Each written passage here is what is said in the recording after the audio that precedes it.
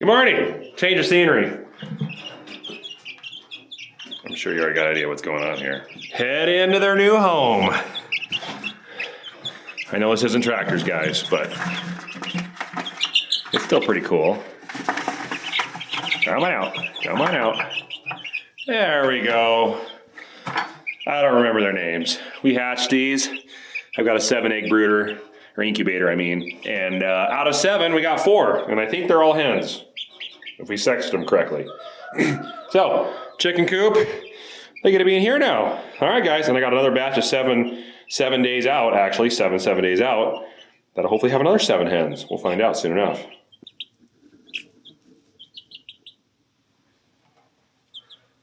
All right, goodbye, you little rascals. We'll introduce you shortly to the family outside there. Oh, I'll show you guys. Here, let's go yell at them. What are you doing? Oh, yeah, you didn't like that. That's a beautiful rooster. A little bit of Jersey Giant, that one, a Royal Red, I think, or I think what they call it. Anyways, we've been due for a flock increase, so we're slowly trying to build it back up. And then next year we'll introduce some new genetics with some, maybe a new rooster or something. All right, back to tractors, let's go. And we're back. Let's get things warmed up.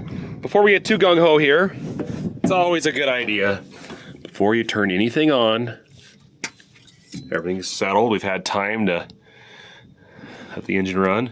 Looks like it's just above the full mark. I added a bunch of oil the other day to it, so that'll be just fine. So make sure we got nice, clean oil. I can get the dipstick back in there. There we go.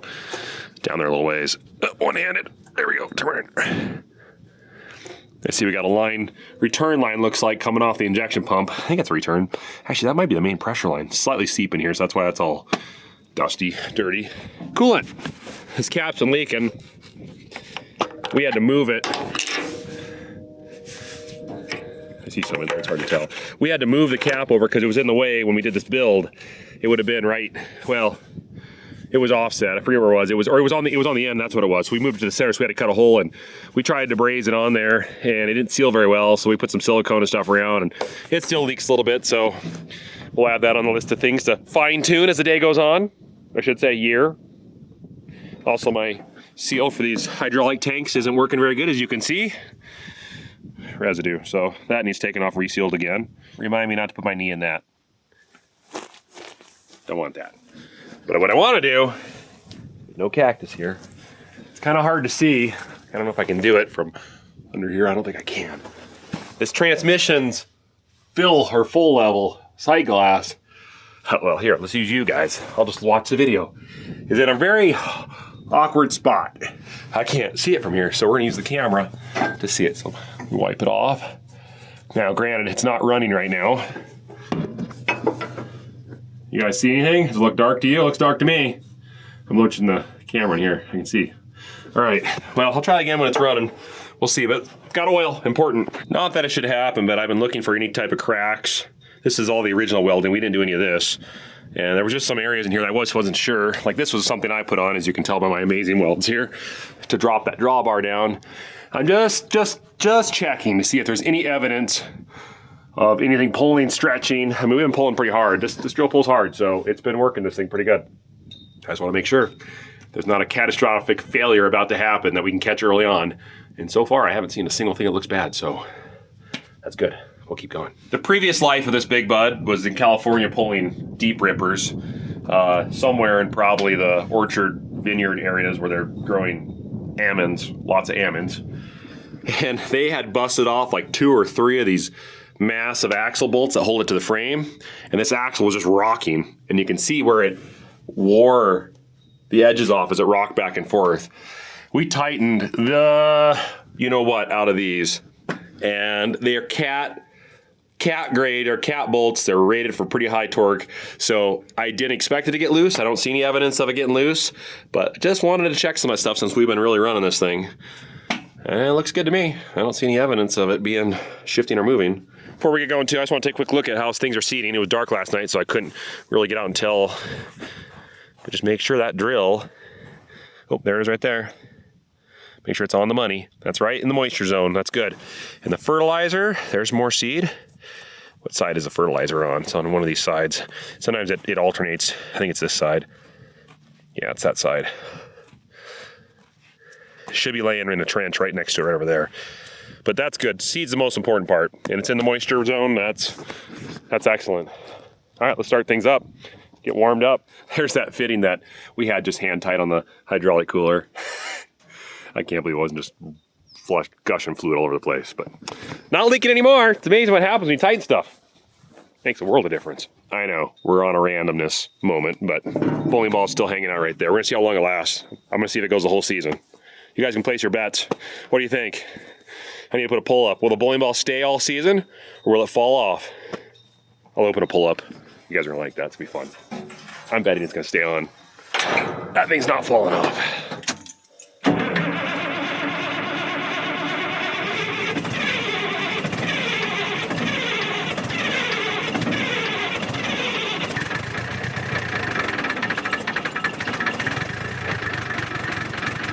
I hear a slight exhaust leak. Or maybe not. There's the EGT, the barometer, that's not reading correctly. I don't know why. Wire is broke or something under the dash.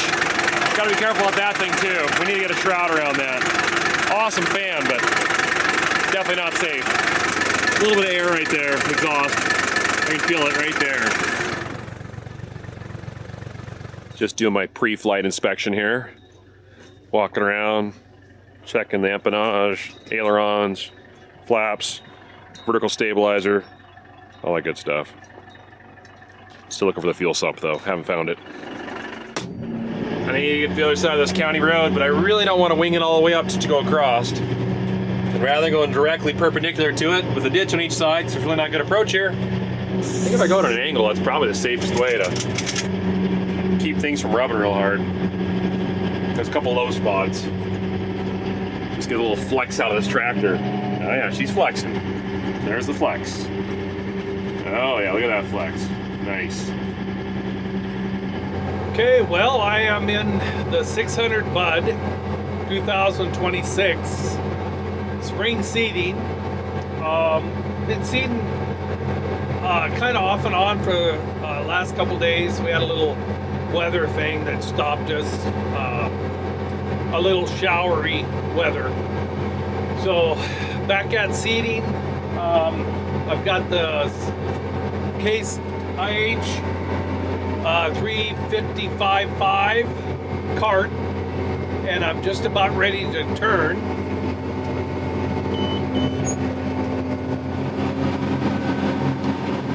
But anyway, on a sad note, Kobe isn't with me in the tractor. For one, a couple reasons. Well, it might have been more reasons. One is he's getting old. He's going to be 14 this year, but he's really been slowing down this last 6 months. He can't jump up much. He still goes with us on walks and runs, you know, but he thinks twice about running very far. His breathing, you know, he starts moving much, and there's a heavy breathing, so I think there's something a little bit going on with his lungs, but he doesn't seem to be in pain. He's still wanting to be with me, but that means I got to lift him up onto the wheels, and then he's got to try to climb, and he doesn't do that very well. The other reason is, and I'm going to open the door to show you,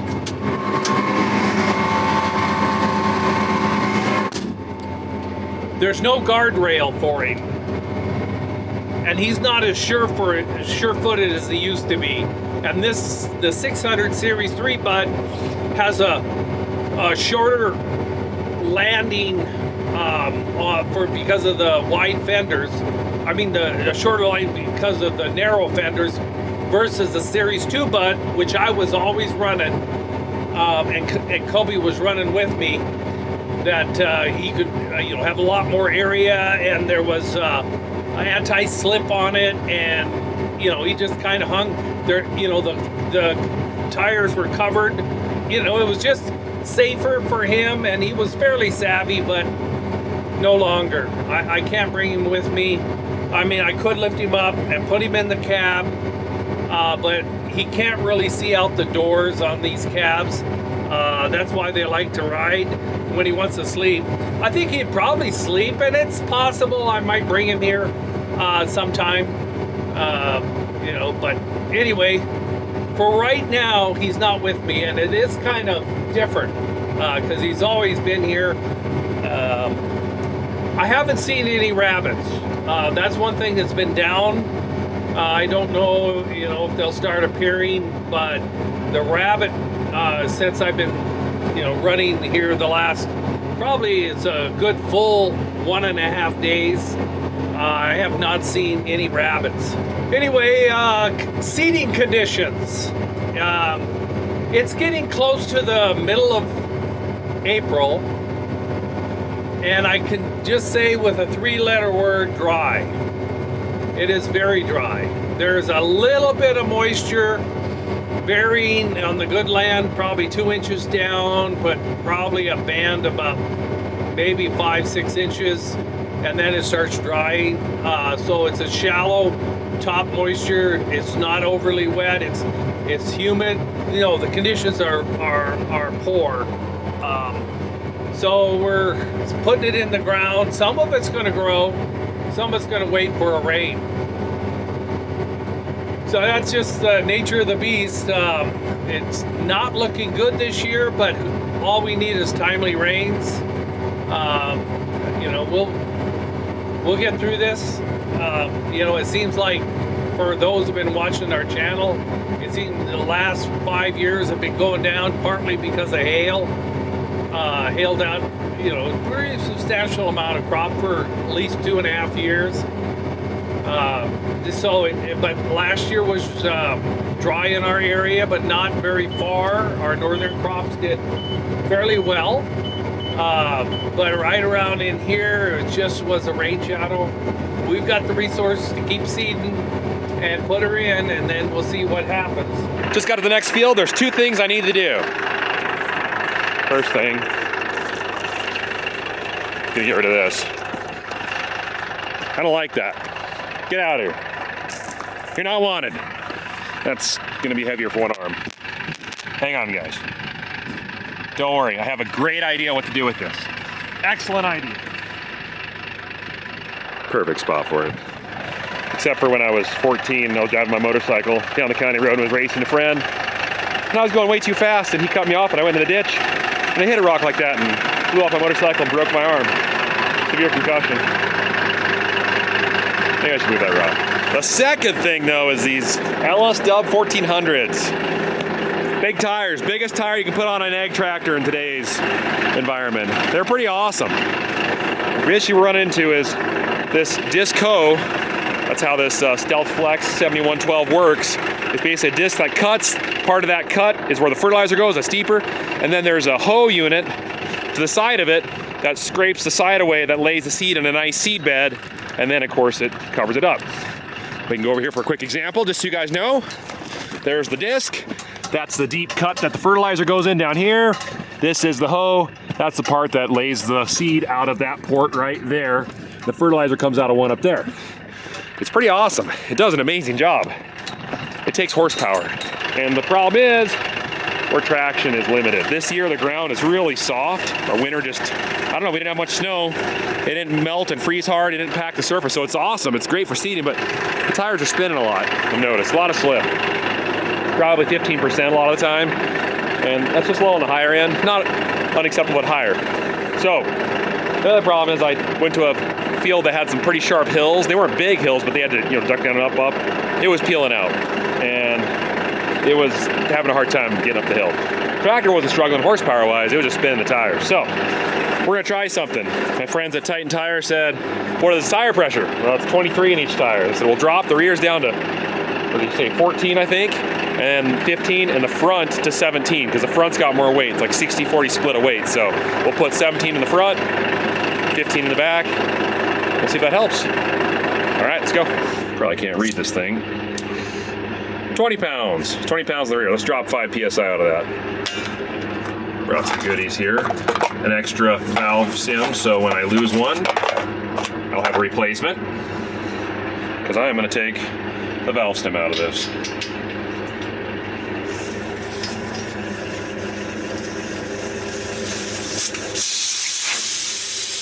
It's going to take a while. I can smell that Iowa air. Actually, these tires weren't, I don't think they were, oh yeah, it was Iowa. It was Iowa. That's where Wold is. They would have mounted these there, I think. Yeah, you can tell. I can smell the corn. A little bit of soybean in there. I was looking at the tread on these, and you can see this little lip here that's from the factory mold. There it is right there as a piece. When they're molding these tires, and I noticed the edges still have that. The center does not. So clearly it's wearing the center, which means our tires were overinflated. So this ought to put a little more footprint on the ground, bring a little more of that pounds per square inch into the good zone. All right, this is the rear. 15.5, we're really close. I had 15 a second ago. 15.5, so a little bit more. All right, this is the front.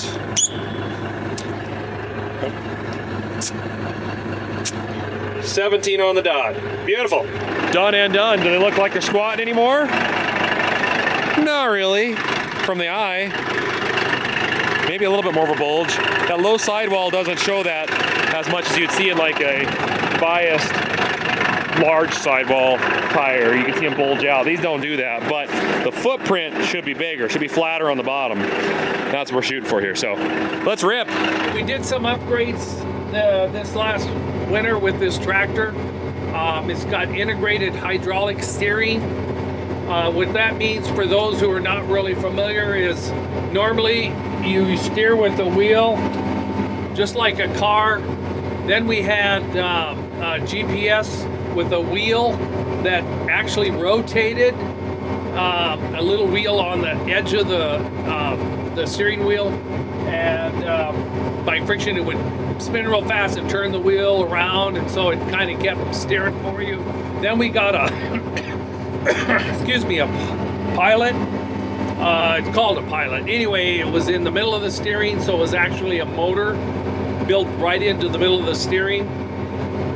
And that, that was always, it was nice, but it wasn't as awesome as integrated hydraulic steering. And what integrated hydraulic steering is, because these are already hydraulically driven, they have special valves in there that relay it back and forth, so that when the GPS sends a signal, I'm wandering off.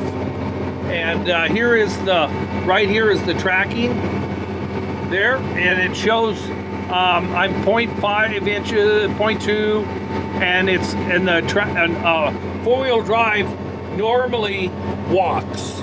It wants to walk back and forth, and so the GPS is very accurate in the fact it's sensing a sub-inch, an inch or less, that there's actually moving off the track.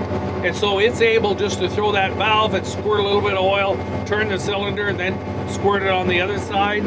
And so you have I'm staying pretty much within about 1 or 2 inches of going straight. But I don't have to turn the wheel. There's no wheel turning, it's doing it automatically. I can manually disengage it by touching the auto button, or down on the floor there's a foot pedal, or if I do grab the wheel, it will sense that there's resistance in the steering wheel and then shut off the GPS. So anyway, yeah, so I've got the 1200 monitor with 700 software. It's a really nice monitor, but what they found is that the 700 is enough software for our needs. It works well, but it works fast. So because the monitor has a lot more processing power, so that software runs fast. I have my blockage system, and right now we're pretty good. It has minus plus anywhere from 5 plus, 5 negative to 12 plus, 12 negative, varying in the different 7 towers, as you can see here. But it's all within a range that we're satisfied. And there's no blockages on each of the runs that run down to the shank that drops it into the ground. So it's been running smooth, running around at 5 miles an hour, and it's just cruising. The engine's hardly working.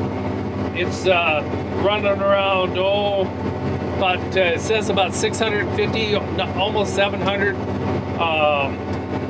degrees Fahrenheit is the exhaust coming out of the turbo, and running around 1700 RPM.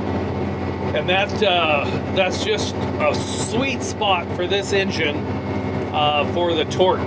It's got enough air from the turbo to keep it cooled and develop the power with the fuel flowing injected into the cylinder. But it's not running at the 21, which would be 2100 RPM. So it just cruise. I'm just sitting here babysitting. So that's what's going on. We're seeing the spring wheat.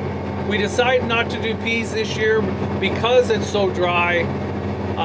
We decided to keep it simple, and then next year we're planning on a big crop. We might get a big crop this year. We're always hopeful. That's the internal optimism of farmers. We have a realistic nature as far as what our conditions are right now, but we always say, that could change with just a couple of really timely rains. All right, I'm going to turn. I'll get back with you guys later. So at just under 1900 RPM, and that's what I've been running at, we typically are doing about 5.3 miles an hour, 5.4. Now we're at 5.5 on a slight incline, very slight. So I see a little improvement. That's good. We'll see how the day goes, but that's nice to see. As long as I get that number up a little higher, that means we're not slipping quite as much. Get that percentage down to like that 12% area, that'd be perfect. And my cart currently does not have a lot of product in the front tank, so there's really not necessarily a lot of added drawbar weight at the moment. So that'll really help too when I get that filled back up again. I did notice one thing off the bat, it rides a little smoother. Before there was a little bit of a chatter, and the display kind of just sit there and shake a bunch. It wasn't horrible, but it was just noticeable. Now it's a lot quieter. So maybe the tires are a little squishier. That's good. Cool. Might have been a little harder ground too I was in earlier, because now I'm hovering around 5.7, 5.6, and I'm actually pulling a hill, slight hill, uphill at the moment. So that's right. That's like almost a half a mile an hour increase in speed. Well, that puts me down in that 10 to 12% slip range, which is money. All right, I'm pulling a hill. 4.95. I think that normally would have gone down about 4.5. So right about 5 miles an hour up the hill. Ah, we're getting out. Just checking on it. 500 some pounds left in tank 4. 610 pounds in tank 3. Just about to run out of seed and fertilizer, so it's time to bring the side draw over. Let's top this baby off. I'm gonna fill it full this time because we got a full side draw last time I did.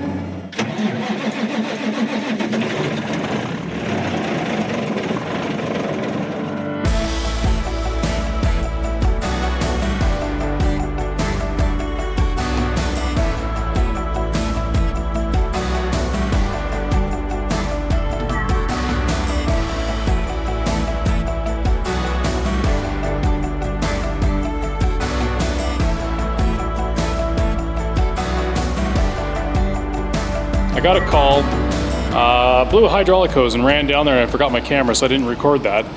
Got back here, couldn't find my camera, and finally found it, but the fitting blew off the hose. So Dad lost quite a bit of fluid out of the tractor with hydraulics, and either the fitting wasn't crimp tight enough, or the hose we're using with the fittings, maybe the fittings don't like the hose. I'm not sure what happened. Anyways, it blew off. It was on his steering. He lost steering, and then he noticed like everything was coated with oil on the side of the tractor. So I just found a new end, crimped it. He's got some oil right there. We're gonna, do you got a funnel? No. Okay, I'll go grab a funnel. We're gonna put some oil back in it, put the hose back on it, and then hopefully get him going. But he's gonna have a dirty looking tractor for a while because all the dust in the field and straw is gonna collect to that oil. Okay, these two, there's two of them. Grab both, perfect. Okay, I guess we're gonna skedaddle. I got some rags, I got some stuff to clean hands because hydraulic oil is messy.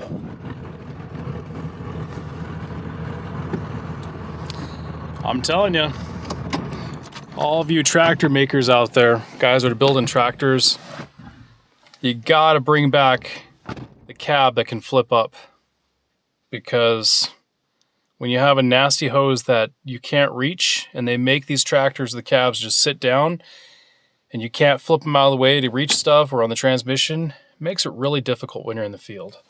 But Big Bud was smart. They're like, hey, let's get the cab to tilt back. Brilliant. Let's walk up this thing, step up it.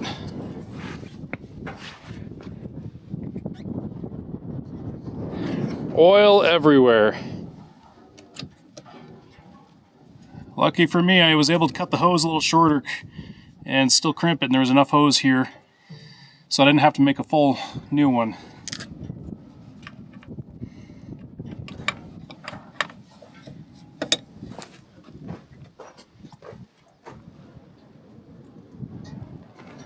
Don't worry, all this dust that we have that is free 90 free will cover and coat the oil and help clean it up a little bit. Just saving the environment one little drop at a time. Oops. It's okay, we didn't do it on purpose. You know what that is? That's actually going to be food for the microorganisms. It will be a little too dense right around here, but there is no groundwater, so you don't have to worry about contaminating because we have no water. It's completely dry, but what it'll do is a lot of times where you spilled oil in the next few years, it's a little greener because they can start eating on that. It's carbon, and they love carbon. So that's carbon-based. That's carbon-based fuel. So it will be finally consumed and into plants. Expensive way to fertilize, though. Yeah, it's very expensive.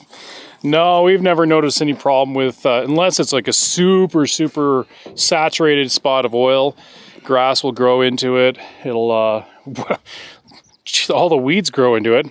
They love that stuff. They don't even blink an eye. But anyways, we'll put some more oil in it, put that cover back on the cab, and then lower the cab and send him on his way.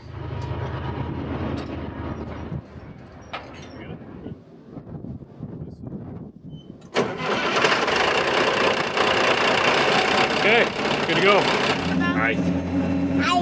No, I say hi, not you. Hi. Oh, I guess you can say hi now. Hi. All right, say hi. Hi. Hi. Hi. Hi. What are you doing? What are you doing? You don't know how to do that. Who taught you how to do that? I'm walking a horse. Dare I dare you? Oh, no.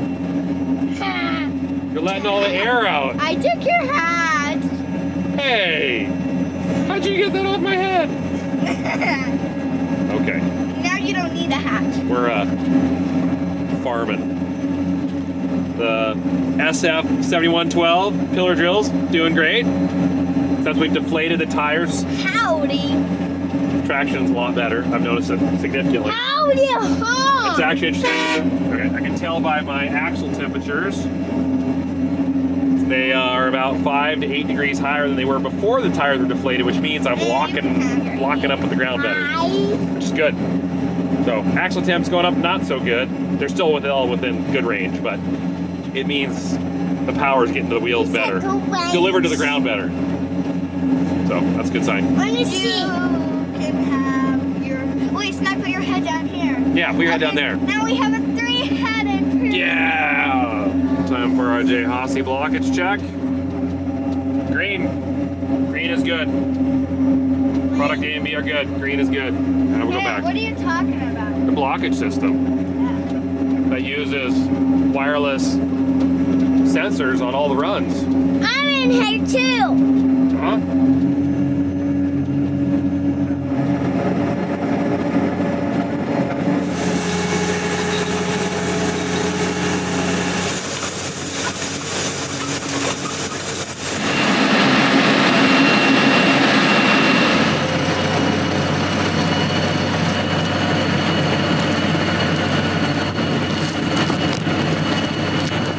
Well, I just got the call, and Nick says he needs some seed and fertilizer, so I'm going to run down with a new Pete and haul all, and get him a little bit of a treat.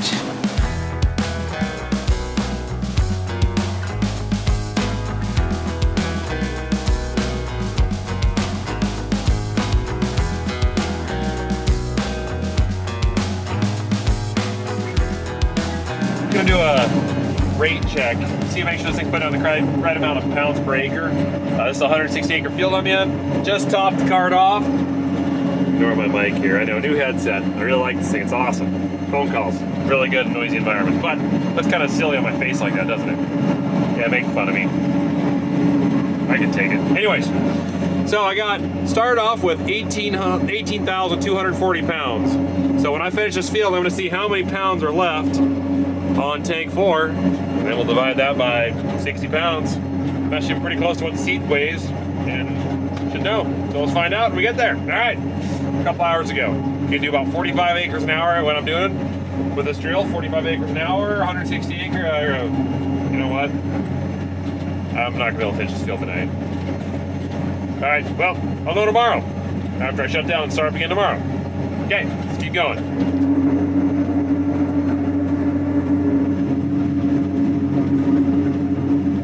You know, one thing I will say about this tractor, this transmission, it's that Allison 6000 series. It's an old, ancient Allison, but it works great. It actually has been, I've been thoroughly impressed with it. It's been fantastic. The grain cart operated, it shifts a little harder in a couple gears, especially from third down to second.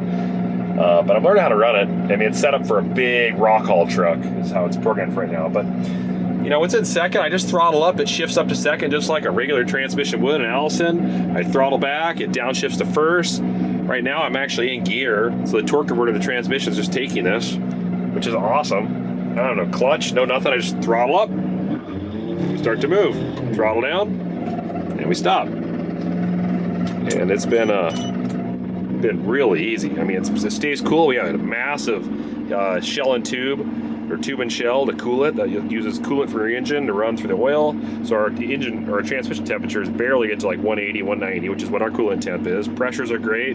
This tractor is just something else. It's just all the pieces that came together to make this thing work. It's just been fantastic. Let's turn on our nice little light we got in here. Bam! Trying to find the switch for the, there it is. Haven't did those wires in very well. That's for the camera, the Ag Vision. Turn that off. Got our fans still running here. So I just tap up, that shuts the fans down. So now we have no more hydraulic flow going through. This was the downforce, it's off. Again, like I might have said before, to enable the downforce and the leveling, I just press down, and then there's a shift button down here, and I just tap that. I have like 3 or 4 seconds, so down, tap, and it locks it in. It's pretty cool. So John did a great job of that. John's that 78-year-old individual who's really good at this. So thanks, John. Another update I didn't mention about this tractor that was done is leg arms wired in the parking brake. See the light there? There's a transmission light here. That's a warning light. It's always on. There's no codes. I don't know why it's always on. We're going to figure that out later. But the parking light, when the parking light's engaged or parking brake's engaged, I can put it in drive and it will not shift into gear. It stays. But then when I take the parking brake off, put it into gear, there we go. See? So nice safety feature. So if you're doing something out there, you put the parking brake on, someone can't accidentally bump the shifter and get the tractor to creep forward on you. I do also want to do a fuel burn per acre test. So I need to fill these tanks up full I need to get into a big field or just reset the acre monitor on the screen here. I definitely feel like this tractor's burning a little bit more fuel than our other tractors do, but it also has another 100 horsepower on our biggest other tractor, and it's pulling a demanding drill, so it's going to burn more fuel. But I am curious to know. I'd like to know, are we getting close to that gallon an acre, or are we under that? That'd be nice if we were. 3/4 gallon would be acceptable. Half a gallon would be perfect, but that's pushing it. A gallon an acre is probably more realistic with just what we're doing. But only way to know. I gotta find out, so I gotta fill the tanks full and count the acres.